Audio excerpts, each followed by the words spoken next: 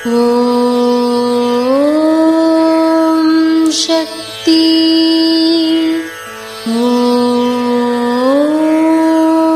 சக்தி. ஓம் சக்தி. ஆன்மீகத்தை உலகமே எதிர்க்கும். அதுதான் கலியுகத்தின் இயல்பு. நீ உன் கடமைகளை செய்து கொண்டே போ. தோல்வி வரும், சோர்ந்து போகாதே. முடிவில் ஆன்மீகம்தான் வெல்லும். இது அன்னையின் அருள்வாக்கு. குருவடி சரணம், திருவடி சரணம். ஓம் சக்தி.